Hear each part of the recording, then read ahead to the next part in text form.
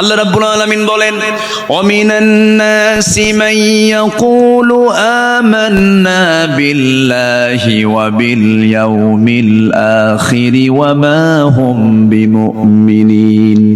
মানুষের মধ্যে কিছু মানুষ আছে যারা বলে ঈমান এনেছি, পরকালকে বিশ্বাস করে নিয়েছি, কিন্তু তারা প্রকৃত মুমিন নয়।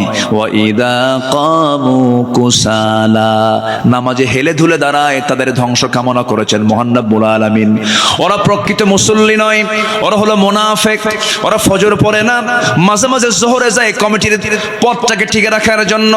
ফাওয়াইলুল লিল মুসাল্লিন আল্লাযীনা হুম আন সালাতিহিম সাহুন আল্লাযীনা হুম ইউরাউনা ওয়া ইয়ামনাউনাল মাউন। জোরে বলুন আল্লাহু আকবার।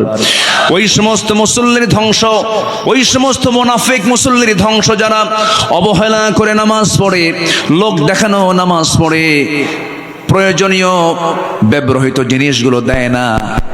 প্রতিবেশী চলে গেছে, দাটা দাও তো দাটা দেয় না, কাশি দাও তো কাশি দেয় না, এমন প্রতিবেশী মনে হয় বাগমারায় নাই।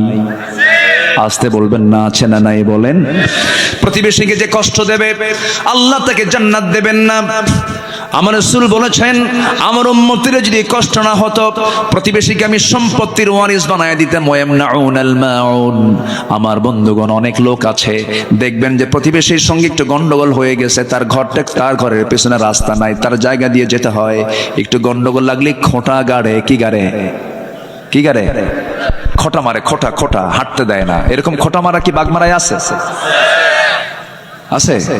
জমিনটা কার? আজ থেকে জমিনটা কার? আর ওই খোঁটা গেড়ে বাধা দিল কার? বান্দাকে।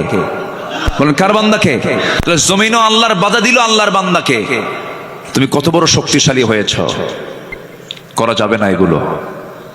পৃথিবীর কোন মানুষের ক্ষমতা নাই বান্দাকে আটকিয়ে রাখে। বান্দা রাস্তা কখনো বন্ধ করতে পারে না। রাসূল বলেছেন, যে ব্যক্তি কারোর জন্য রাস্তা বের করে দিবে, আল্লাহ তার জন্য জান্নাতের রাস্তা বের করে দিবেন। জোরে বলেন সুবহানাল্লাহ। আমি কোরআন চর্চা করে যতটুকু বুঝেছি, আমি যতটুকু ভাঙ্গা চোরা, এলেম কালাম তো তেমন নাই। মানুষ আমার ডাকে, শুধু বসায় দেয় বড় জায়গায়, কিন্তু সেই বড় জায়গার যোগ্যতা আমি রাখি না। আমি আব্দুল্লাহ আমিন, খুবই ছোট নগণ্য আদনা একজন গোলাম। কিন্তু ছোট্টবেলায় বাবার সঙ্গে যখন হাটে যেতাম, আগে ওই মিটারে মাপ হতো না, ডিজিটালে মাপ হতো না, আগে মাপ হতো দাড়ি পাল্লায়।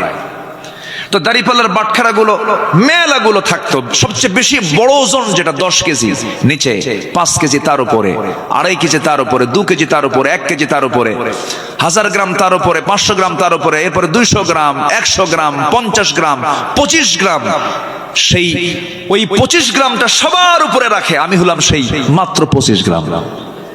কিন্তু সবাই আমাকে উপরে রাখে। কিন্তু এলেম কালাম তেমন ওজন টোজন নাই, এলেম কালাম তেমন নাই। কিছু কথা বলি, কিন্তু চেষ্টা করি কোরআনের মূল নির্যাস কথা বলার জন্য। কারণ আল্লাহ তাআলা আমার এই কথার ব্যাপারে একদিন প্রশ্ন করবেন কিনা বলেন, করবেন কিনা বলেন, করবেন কিনা বলেন। আল্লাহর কসম, দিল থেকে কথা বলার চেষ্টা করি। দয়া করে ফজর নামাজকেও ছাড়বেন। ফজর নামাজ ছাড়লে সে কিসের কাতারে চলে যাচ্ছে বলেন, বলেন কিসের কাতারে চলে যাচ্ছে? তাহলে আমরা কাফিরুন হব, মুনাফিকুন হব না মুমিনুন হব বলেন। তাহলে আজকে কোন সূরা শুনতেছি? কাফিরুন কি কাফের হওয়ার জন্য শুনতেছি? কি হওয়ার জন্য? মুমিন হওয়ার জন্য। আমার বন্ধুগণ, একটু মনোযোগ দিয়ে কথাগুলো শুনুন। আমি কোন আল্লাহর গোলামি করব না। আল্লাহ আমাকে কোনো কিছু দিতে তো কৃপণতা করেন নাই। যা দরকার তাই দিয়েছেন। চোখের জায়গায় চোখ দিয়েছেন, কানের জায়গায় কান দিয়েছেন, নাকের জায়গায় নাক দিয়েছেন, হাড়ের জায়গায় হাড় দিয়েছেন, হাতের জায়গায় হাত দিয়েছেন, পায়ের জায়গায় পা দিয়েছেন।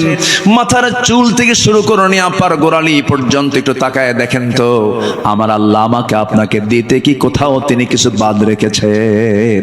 রাখছেন? কিছু বাদ রাখছেন? তা আমি বাদ রাখি কেন? ফজর নামাজ কেন বাদ বাদ দেই, আমাকে বাদ রাখা যাবে না। এই চোখ, এই নাক এবং এই গলা এবং এই কান পদ্মা, মেঘনা, যমুনা যত বড় তার চাইতে বড় বানায় দিয়েছেন। যেরকম সুবহানাল্লাহ। এই চোখের মধ্যে আল্লাহ পাক কত কি দিয়েছেন। প্রতি মিনিটে মানুষ গড়ে 15 থেকে 20 বার পলক ফেলে। এই পলক শুধু পড়েই না, প্রতিটা বার পড়ার সময় অস্ত্র থেকে লিকুইড ছড়িয়ে দেয় পুরো চোখে। এর ফলে চোখ থাকে আর্দ্র, ধুলাবালি, ক্ষতিকর জীবাণু থেকে মুক্ত।